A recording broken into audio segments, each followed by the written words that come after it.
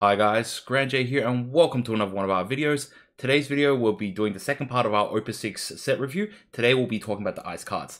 Ice has been a pretty relevant element in the game, especially in the last couple of sets, and this set looks like they've had a lot of cards that are quite strong as well. So I'm very interested to check out what this set brings and discuss some of the ideas of some of the strong and weak cards that this set brings. So let's get started. So first of all, we have Celes. It's a 4-cost backup. When Celes enters the field, search your deck for an ice forward and add it to your hand.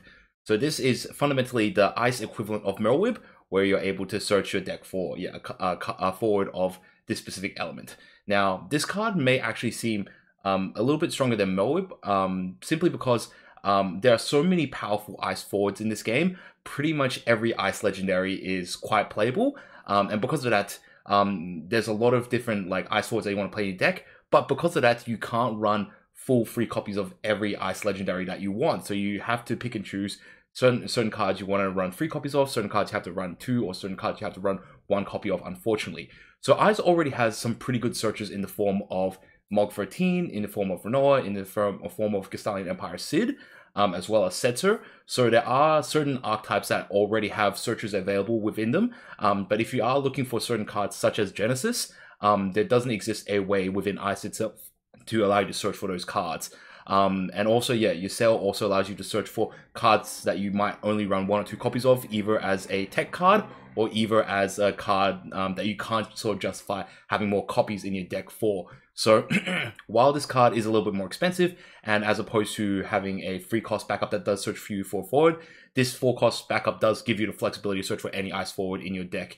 And potentially you can start off specific combos with it. Let's say if you have an ice, like a monster specific type strategy such as Flan, you can use your Celes to search for Inamaru, and then Maru can search for Flan or Jesper or whatever sort of strategy you want. So it's quite a flexible card, and ultimately it really depends upon your backup line and whether there are any important cards that you need to have in your backup line, whether you want to play specific 2-cost backup. But outside of that, your Celes is just kind of like a very solid default backup to put into your decks. Next, we have Emina. It's a 2-cost backup. When Emina enters the field, choose 1 forward and opponent controls, freeze it. Also, it's got a secondary ability for 2 ice and 2 dull. Put Emina into a break zone, choose 1 dull forward, break it. You can only use this ability during your turn. So on the basis of it, this card looks like a poor man's version of Junabard. So when Emina comes into play, she only gets to freeze 1 forward, whereas Junabard gets to freeze 2 forwards. And Emina's ability costs effectively 5 CP in order to break a dull forward, whereas Junabard is an S ability. So for S Ice Dull, you can choose a forward, dull it, and freeze it. So both these cards, their secondary abilities does effectively allow you to use secondary copies of these cards. So in Emina's case, you can break her using her secondary ability, which opens the backup slot to allow you to play another Emina, and Junabard allows you to use extra copies from your hand in order to dull and freeze a forward. Emina doesn't have any Exburst, however, to sort of compensate for that.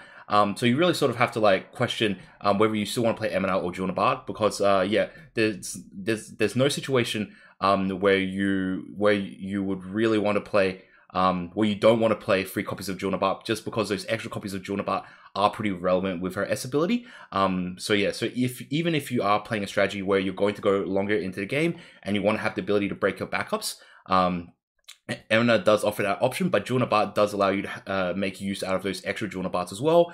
In addition, she also has EX Burst as well. So it does feel like Junabard does fulfill a lot of the role that Emina would provide.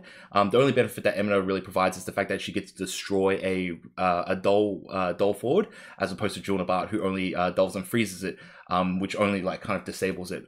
Despite Junabard, its S ability can be used during your opponent's turn or your turn. So effectively, you can you can disable your opponent's forward for 2 turns. You can do it during your opponent's turn to dull it and freeze it, so they prevent them from attacking that turn. And then Junabard, because its freeze ability, prevents those forwards from reactivating on the next turn. So Junabard's S ability can stop 2 attacks, whereas Emina, you can't effectively stop an attack with it because you can only do it during your turn. Now, I don't think it needed to have this restriction of being only able to use this ability on your turn. Paying 5 CP to destroy a dull forward does seem reasonably like well costed, like reasonably fair costed. So I don't think that requiring you to do it on your turn was a necessary restriction. And also like in addition to this, there is another Emina backup in the game that we have that reduces the cost of Kazusa and Kur-asame. And considering how Kur-asame does have some synergy with Emina from this set, I think in a lot of cases you would much rather play the previous Emina backup as opposed to this Emina backup. So next we have Scholar. It's a 2 CP backup. When Scholar enters the field, choose one forward of cost 2 or less and opponent controls, dull it and freeze it. So it is a 2 CP backup, which, yeah, it's like your stock standard, your typical cost for your basic backup. You're not really expecting much out of these. If they do have some value during the game, that's kind of a bonus. That being said, this card, it's the value that it brings isn't particularly strong. So yeah, when it does enter play, you do choose a forward of cost 2 or less to dull it and freeze it. But that's not generally a particularly strong ability. Generally, forwards that cost 2 or less aren't particularly big. They're usually around that 3,000 or 2,000 CP mark. So they're not a particularly strong forward. If you just play a forward, generally you're going to be able to brickwall those forwards anyways. And usually a forward at around 5,000, 6,000 power is going to struggle a lot in order to get over, say, a 3 CP forward or 4 CP forward. So there's really sort of no need to play a backup that specifically deals with 2 CP forwards. Generally because they're just not major threats, they don't fight particularly well. And you're not really even destroying them or getting rid of it permanently, you're just simply dulling it and freezing it. So yes, while this does enable some of your other cards, such as, say, Sid Reigns to be able to hit them, or using, say, like Glaciella Bolus or Doomtrain or whatever, there's a ton of cards in Ice that already just dull and freeze, just like cards in general, that I don't think that you need a 2 CP backup that does specifically that for only forwards of cost 2 or less. Now, if it did say, like, say, choose a card of cost 2 or less, dull it and freeze it, then I would be much more inclined to like rate this card a lot higher. But yeah, the fact that it only chooses forwards makes this backup quite sort of weak and not particularly relevant to what Ice wants. Next we have Kazusa. It's a 5 CP backup, so it is quite premium. When Kazusa enters the field, choose one dull forward, deal it 10,000 damage. So this is a very big nuke. And of course it does hit only a dull forward, which is like very typical of Ice's archetype. In addition to this, it's got a secondary ability, so Ice 1 dull, put Kazusa into a break zone, choose up to 2 forwards, dull them. So yeah, so effectively you get a Shiva type ability attached to this card. Now, on the base, on the like sort of just pure like cost of this card, at 5 CP dealing 10,000 damage and having a backup is actually pretty solid. If you can consider that backups generally cost 2 CP and you have some sort of effect on them, you're really paying an additional 3 CP on top to deal 10,000 damage to a dull forward. So that's actually like pretty solid value. And you do also just reserve the ability later on to like effectively pay 3 CP and break this back up in order to dull 2 forwards, which does allow your forward to attack through or to stop 2 attacks. And again, that then allows you to free up the backup slot, whether you want to play a different backup or play another copy of Kazusa to like blow up another forward. So yeah, so this card is actually like pretty solid in my opinion. It's a solo removal card. It's also a backup as well, so towards the like mid-later game where you want to have removal but also sort of want to ramp up a little bit more, this Kazusa opens up a lot of strategies.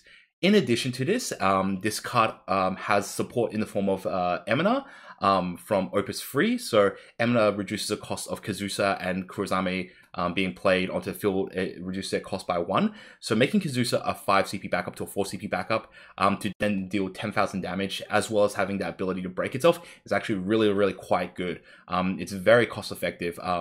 Yeah, so I think I actually consider this card reasonably playable, actually. Yeah, considering that Emina like reduces its costs and it becomes quite cost efficient, and it also is able to break itself. So I'm really, really interested and really excited to try out this card as a part of like a Kazusa Emina Kur-asame type build. Next we have Bard. It's a 2 CP backup. Dull, put Bard in the break zone. Each player discards 1 card from his or her hand. You can only use this ability during your turn. So yeah, so Ice has quite a few of these cards that have parallel discard type abilities. And yeah, so in this case, I don't think that this bard is world costed. So there was a previous bard in previous sets where you can pay 1 ice, dull, break it, so your opponent discards a card.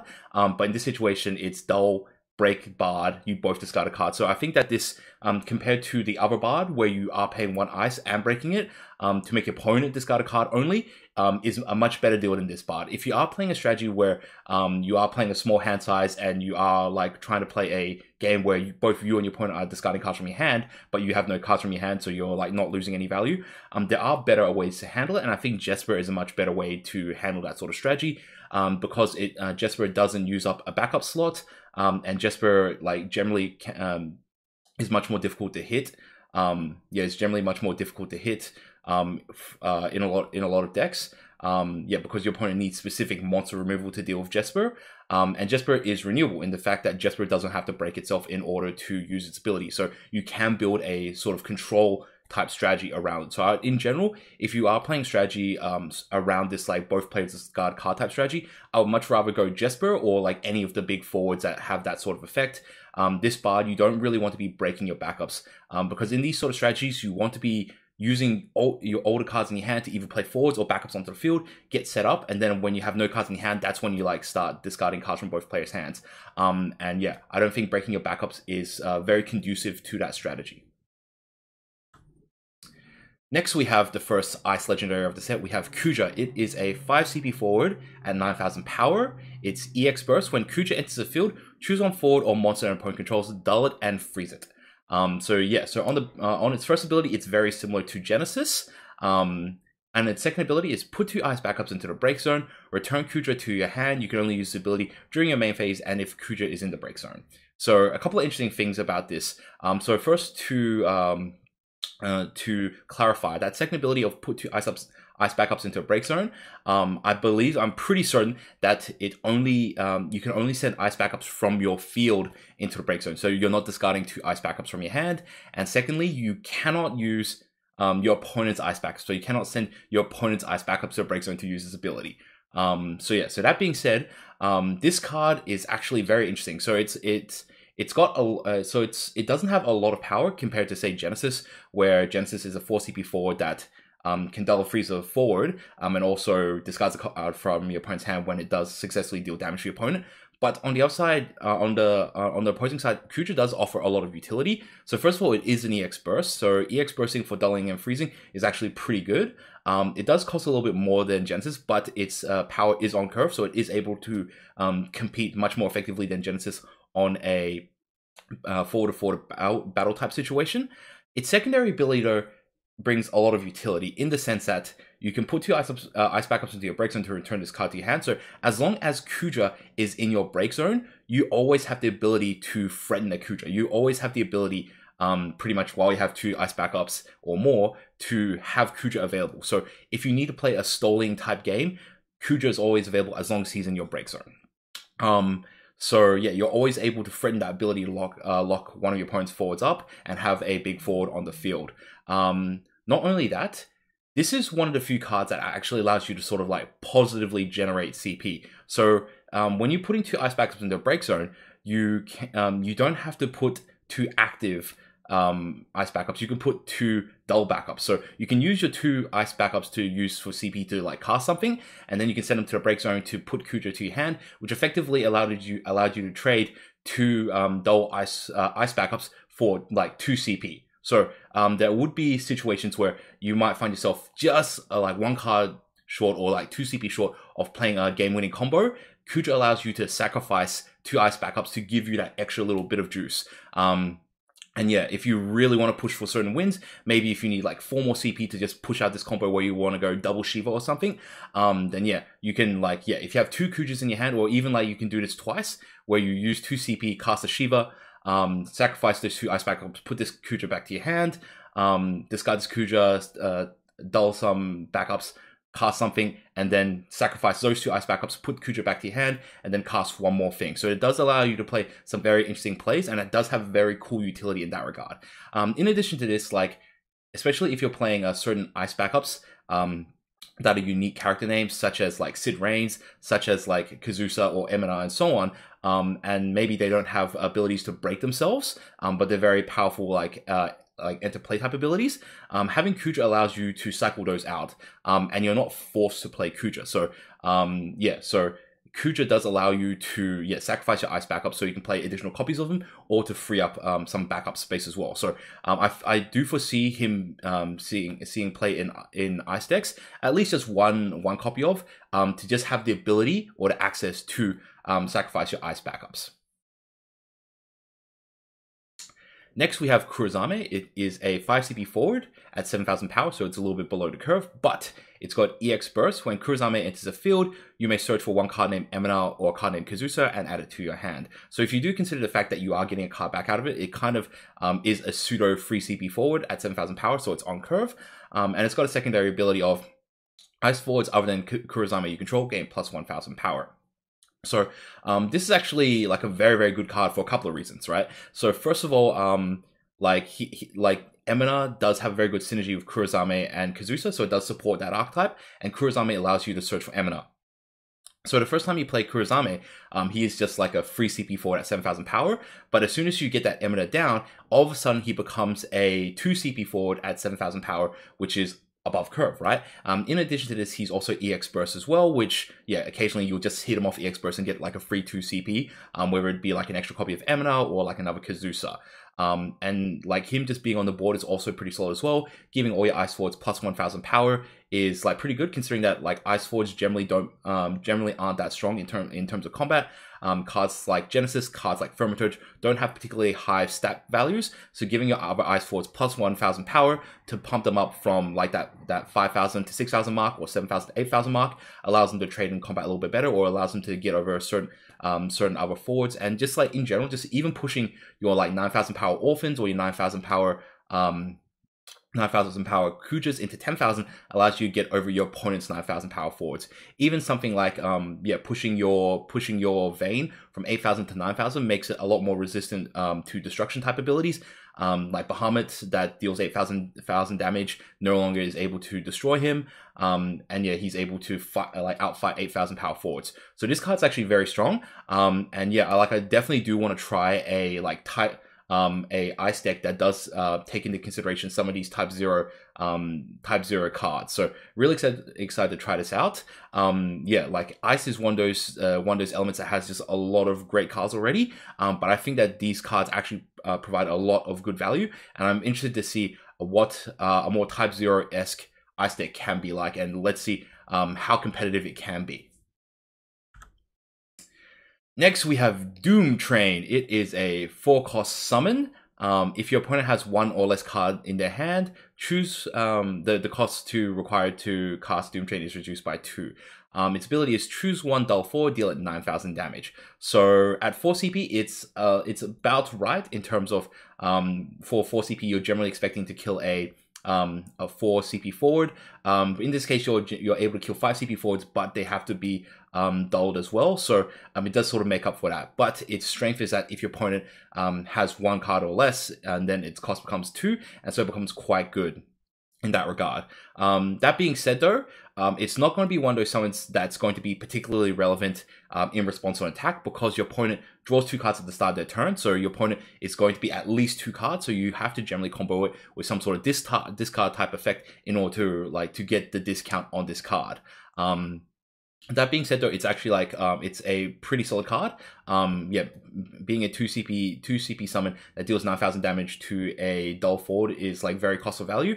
The issue right now is that Ice has a lot of good summons, and they all do effectively the same thing. They're all basically around that 2 to 3 CP range, and they basically just say kill a dull forward, right? So like whether it's Doomtrain, whether it's Glacia Labolas, whether it's Hades, whether it's like 2 CP Shiva, they all basically say here's a dull forward, kill it, right? And I just don't think that Doomtrain fulfills a niche that all the other ice summons fulfill. Yes, you can play it for cheap, you can make it a 2 CP summon that deals 9,000 damage, but like if you're playing like a Shiva deck, your Shivas can also do the same thing, plus their EX burst. Glacia Labolas has like more flexibility in terms of like whether it can like dull or freeze guys or force your opponent to discard.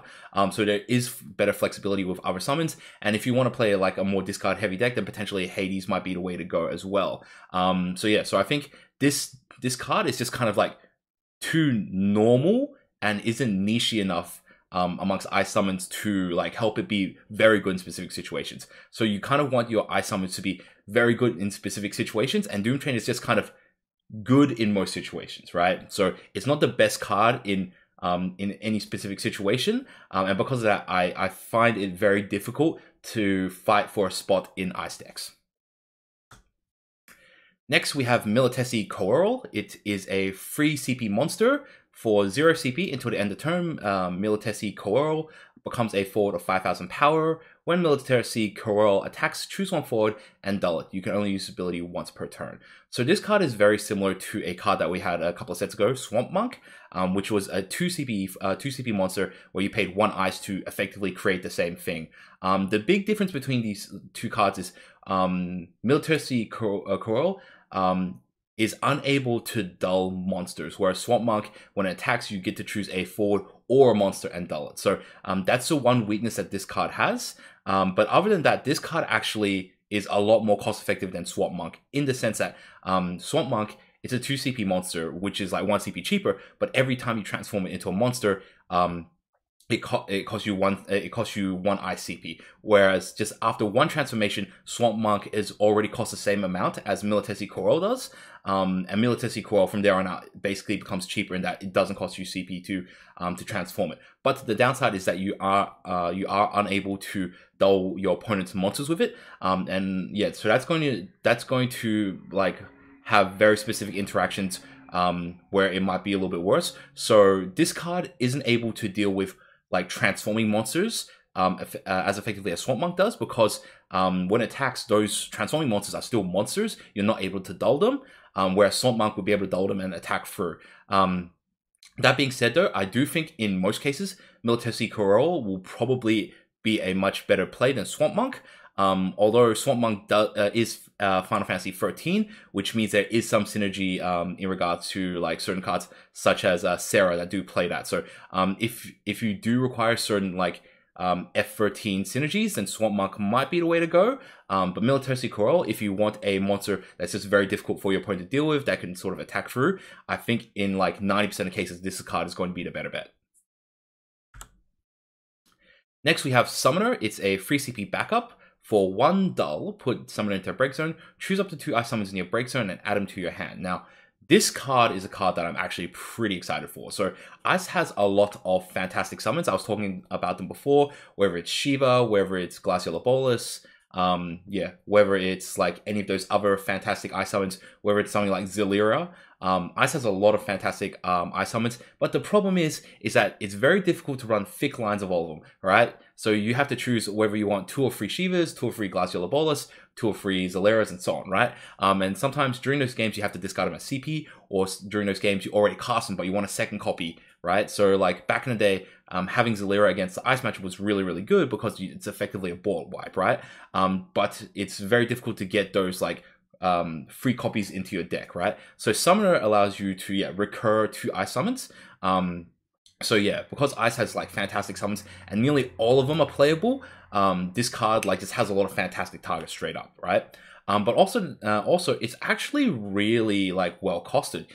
Despite it being a free CP backup, which is becoming increasingly more expensive in the metagame, like overall, if you like consider its cost of like 3 CP to put into play and then another like 2 CP to use its ability, you're effectively paying 5 CP to get 2 ice cards back, right? So you're really kind of only like being down like one CP deficit in that regard. And on the turn where you do use it, you're actually 2 CP up, right? So like if you disregard the free CP to put it into play, on any particular turn, if you just needed 2 additional CP, you can pay 1 dull this and break it to get 2 ice summons back to your hand, so that's 4 CP that you gain for spending 2 CP on that particular turn. So in certain situations where you just need that extra 2 CP to like extend a little bit further, and you say don't have Kuja or you don't want to use Kuja, then this gives you an option as well. So this card is like really quite flexible. The weakness of this card is that it is a free CP backup, and there's a lot of like really strong free CP backups. That's where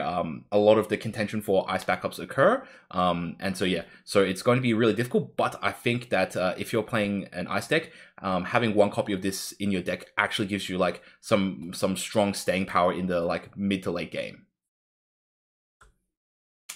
Next we have Summoner. It's a 1-cost backup. Doesn't really have any abilities. I like this card.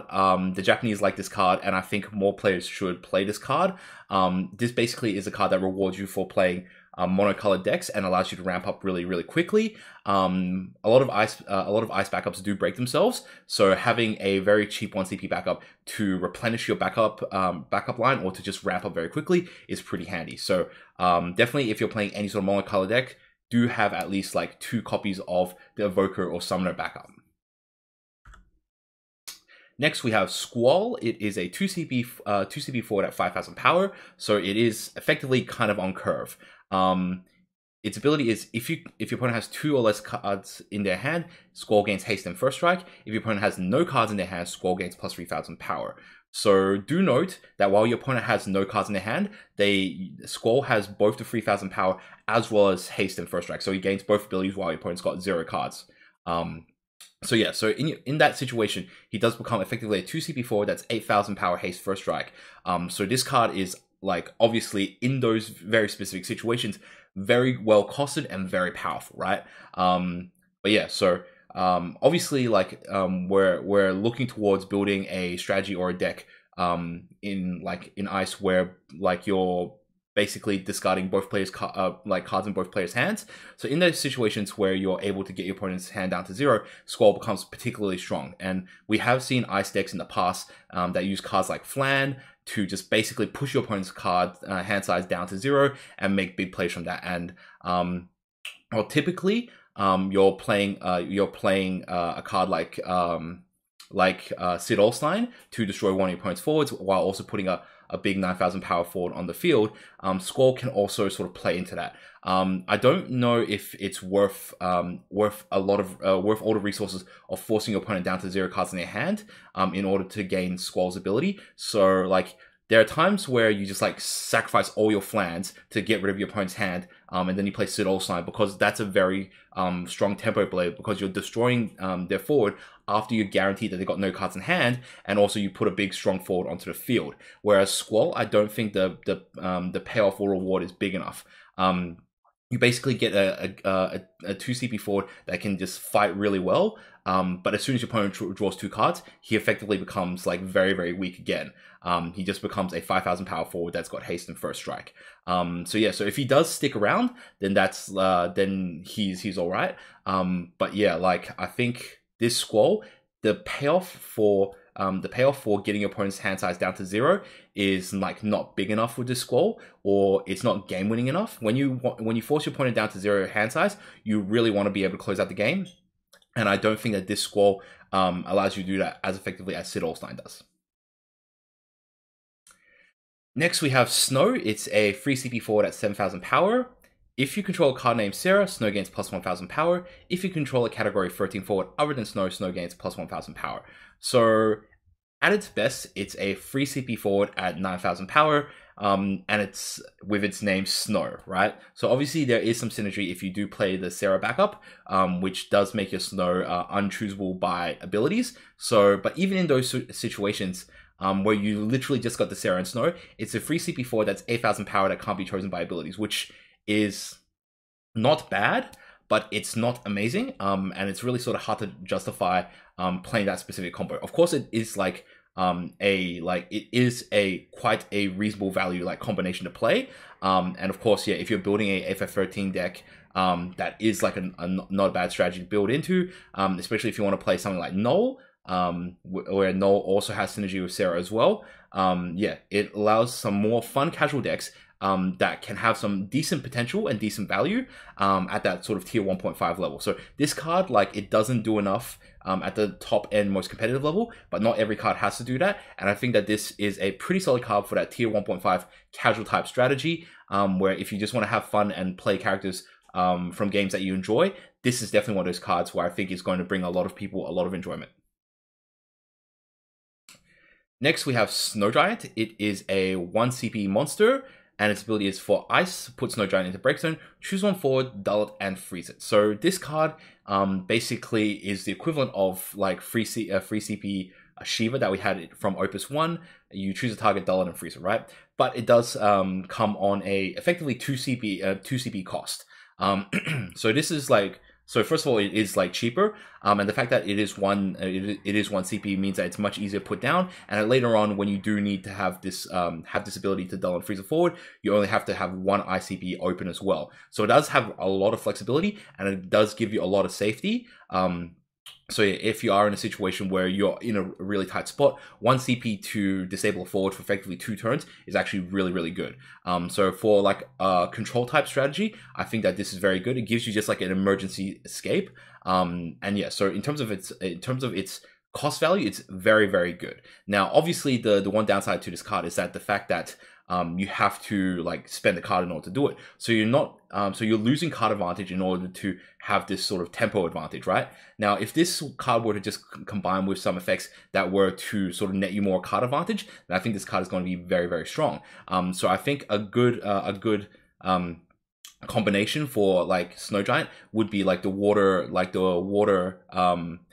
monster package with cards like Mirror, with cards like Realm that can help you recoup that card advantage that you lose from playing Snow Giant. It allows you to gain tempo by playing the Snow Giants, sacrifice them off, and then like you can recoup more cards to your hand. So I think Snow Giant's quite powerful. It does have a very specific weakness, but there's a lot of cards in other elements that can sort of support that loss of card advantage.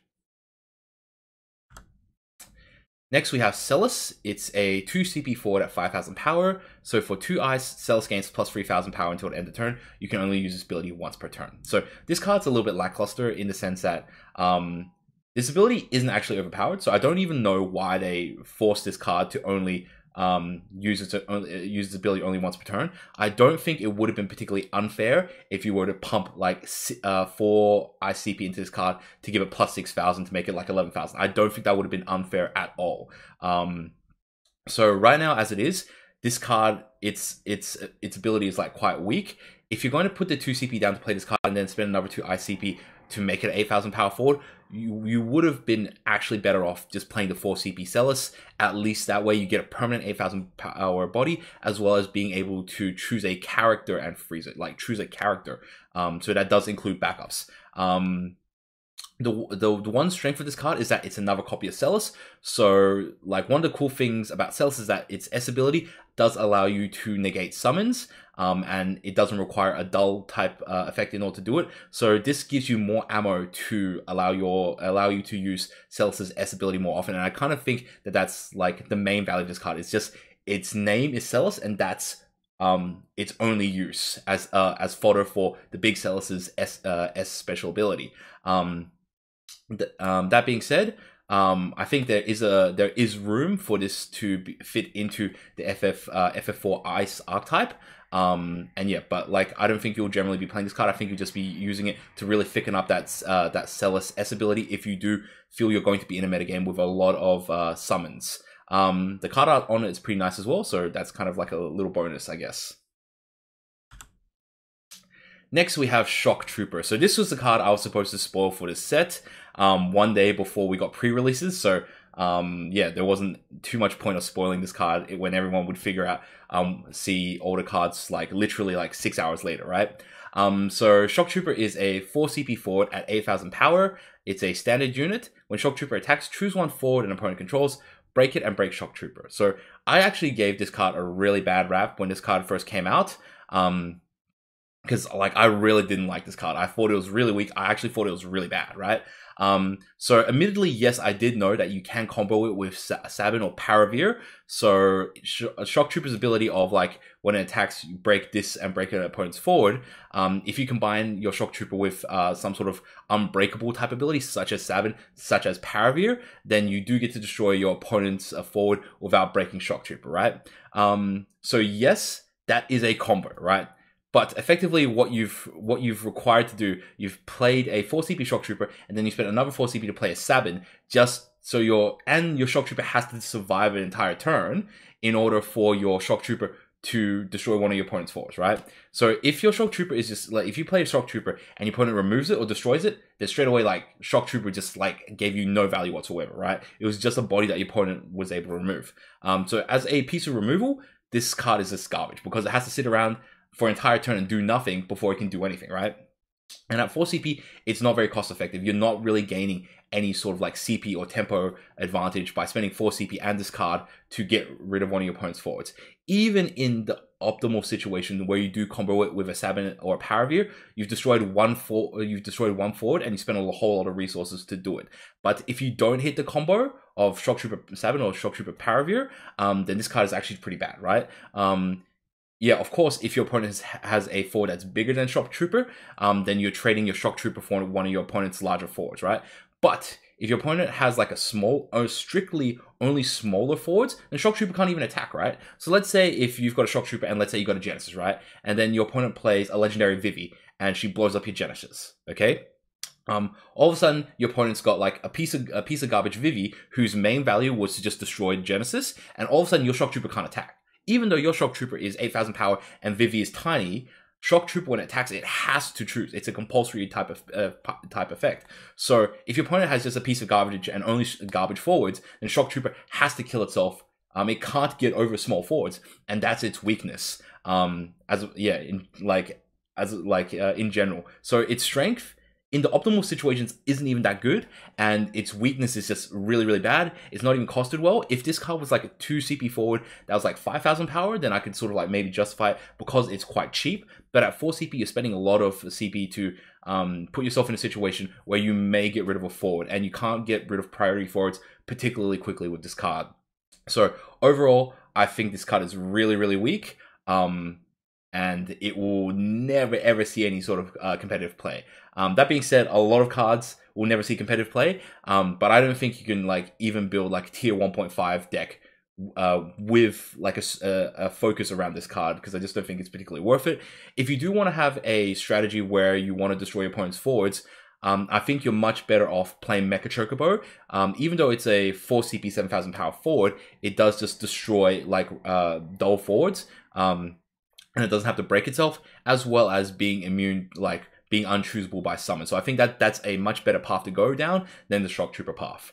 Even as a standard unit, it doesn't really sort of add much additional value, even though Ice does have some standard unit support in the form of DGS Commander, I believe. So yeah, but even then, like, yeah, Shock Trooper, it doesn't matter how much you pump him up by, because he's just going to die when he attacks anyway. So I was like really upset when they gave me this card to preview, because I was like, out of all the cards for them to give me, I just cannot like this card at all. There's not many cool combos you can do with it. It's not like a fun card. It's just really weak, and yeah, I just really dislike this card. Next, we have Hades. It's a 5 CP summon. Choose one dull forward, break it. The owner of this forward discards one card from his or her hand. So this card is just okay, right? So at 5 CP, it's a little bit pricey as a summon, and all it does is just destroy a dull forward. You do have to choose it as well. So yeah, if there are forwards that like can't be chosen by summons, Hades can't hit it, right? Of course, yeah, you are forcing your opponent to discard a card when you do break it, so you are getting value in that regard, right? So if you consider that your opponent's discarding a card and sort of like discount the cost of this card, you're kind of like paying 3 CP to just destroy a dull forward, right? And then you both discard a card. So in that regard, like, even then, I don't think it's like particularly amazing. Yes, it just destroys any dull forward. But like, yeah, a lot of the other ice summons are doing a lot of damage to ice forwards. And yeah, so like, I don't think Hades brings enough to the table. That being said, this card is also like really weak to any sort of abilities that can make forwards unchoosable or reactivate them. So if you do cast Hades on one of your opponent's forwards, and they reactivate their forward or they remove it from the field, then not only does their forward not break, but the owner also does not discard a card from their hand. So it actually is very, very risky to play this card. So yeah, I don't think this card is particularly good, simply because it costs a little bit too much. And like when this card fizzles, it fizzles really hard. Next we have Borgan. It's a 1 CP forward at 3000 power, so it's about on curve. When Borgan is put from the field into a break zone, your opponent discards a card from his or her hand. So I actually like this card, right? So compared to cards like Thaumaturge or cards such as Orin, I believe? No, Argath. Those were like just 2 CP forwards that were like irrelevant body size. I think they're like 3000 or 1000 power, 1000 power, that force your opponent to discard. Borgan is a 1 CP forward at 3000 power, so it's the same size as Argath. It is smaller than pumped up Thaumaturge though. But yeah, so it costs like 1 CP less. But it still ultimately forces your opponent to discard a card from their hand.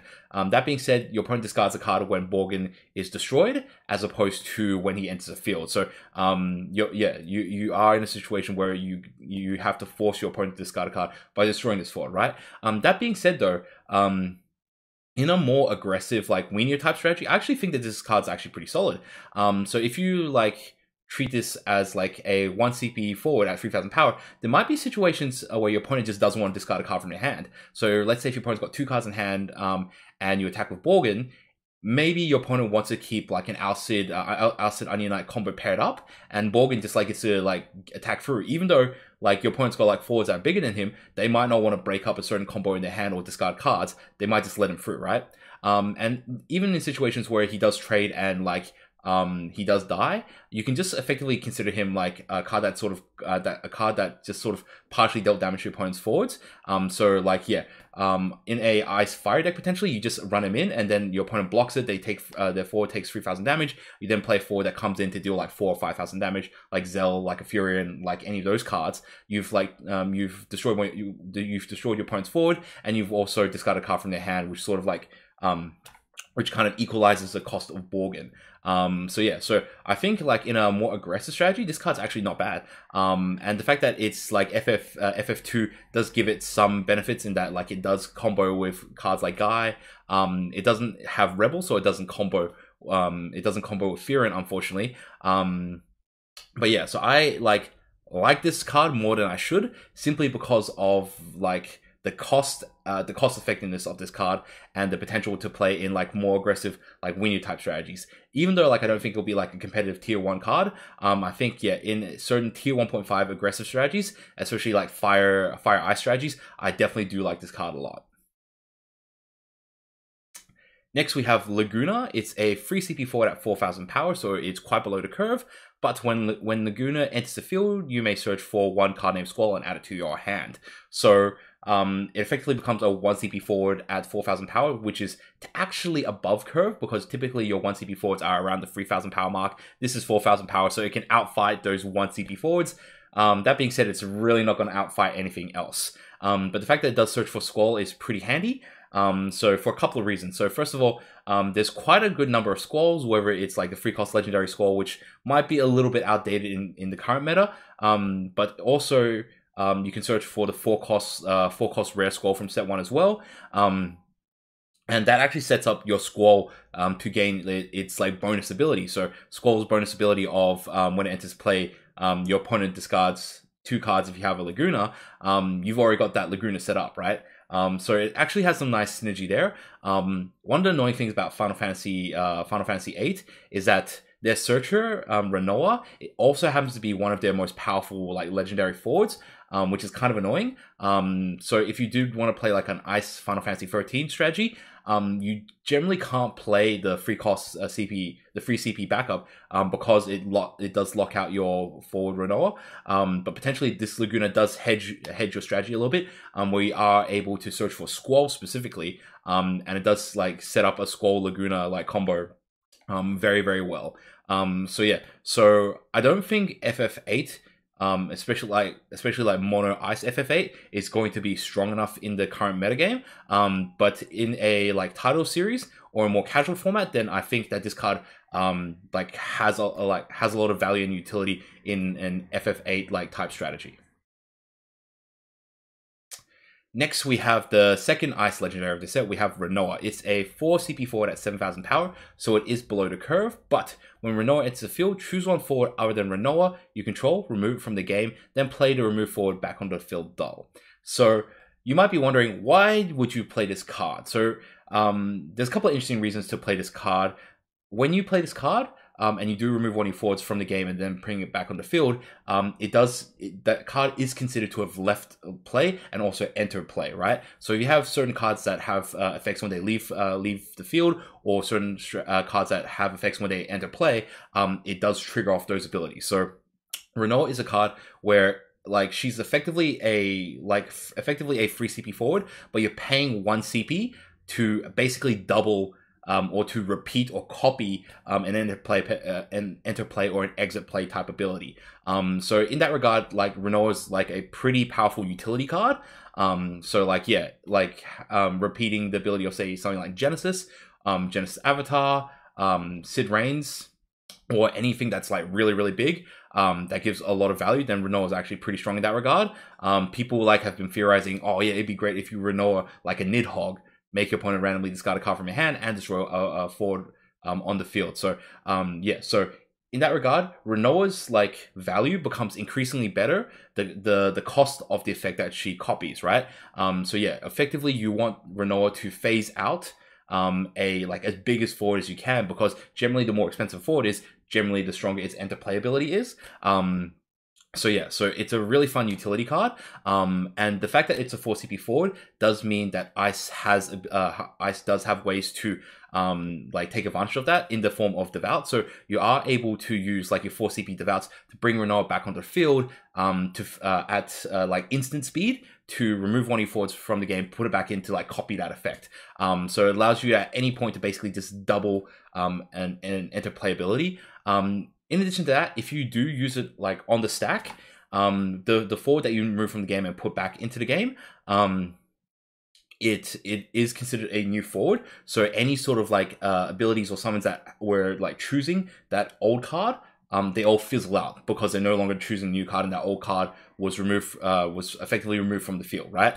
So there will be situations where you're attacking with a forward, and your opponent uses a combat pump or use some sort of removal ability on your forward. You can then Devout it into Rinoa, phase out your forward, which means that your forward doesn't die from their removal or from combat, and then you also get a copy of their enter playability again. So yeah, so this is an interesting effect. This isn't the first time we've had an effect like this. So we have had a 2 CP backup from a couple of sets ago in the form of Time Mage, where you could pay effectively free ICP and dull, break the Time Mage in order to get effectively the same effect. And yeah, so this card, like, I don't think it's overpowered. I think it's a fun utility card, definitely for more like casual or more like fun decks. This is going to be one of those cards you're really going to enjoy. But I think in ice decks, especially in like more ice toolboxy sort of deck, just running one copy of this is pretty solid. As long as you have it in your break zone, you can always just break Devout in order to bring it back into the game for like very interesting type ability. So let's say if you are attacking with Genesis and your opponent doesn't want to block it, or is unable to block it because they got a dull forward, and they use some sort of removal ability to destroy your Genesis. You break your Devout, put in Rinoa, you phase out your Genesis. The attack doesn't succeed, but you get like Genesis enter playability. You can like dull and freeze one of their forwards, and you've now got a Rinoa and you've got a Genesis on the field. So yeah, this combo is really well with Devout.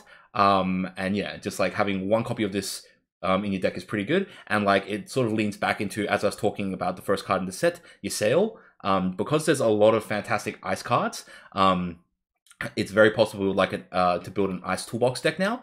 And yeah, and so like I think having one copy in an ice deck is not a difficult ask, and it does have very interesting, very powerful like abilities to that. Next, we have Locke. It's a 4 CP forward at 7,000 power. When Locke enters the field, reveal top 5 cards of your deck, add one category, 6 card amongst them, and return the other cards to the bottom of your deck in any order. So first of all, it does say category 6 cards, so that does include monsters, forwards, backups, as well as summons, right? So primarily you will be using it to search for forwards because there's not that many like FF6 backups. So yeah, so this card's actually pretty solid in the sense that like it effectively becomes a 2 CP 7,000 power forward, and this is like a cost line that we're actually seeing more of between cards like Locke, between cards like Luso. We are seeing that like that effectively 2 CP 7,000 power forward, which is like technically below curve. Yeah, technically below curve, but you do sort of have to build a strategy around getting that extra CP. So in terms of value, this card is actually pretty solid, and the fact that it is a Final Fantasy 6 card does sort of like work well with like existing synergies. However, the biggest problem with this card is its name. Just like how the biggest strength of Celes was its name, the biggest weakness of Locke is its name. So Locke, the legendary Locke from Opus 4 was probably the strongest like Opus 4 forward, like outside of Luma, probably, right? And it's because it just brought so much value while you controlled 2 other FF4 characters, and then force your opponent to discard a card straight away, and it was a 7k body, and then when it deals damage to your opponent discards a card. So it was just a very, very good hand destruction type card. And having this Locke on the field, it doesn't have that same presence. It doesn't trade off resources from your opponent's hand, and it doesn't constantly threaten your opponent from its attacks. And it locks out your good Locke. Yeah.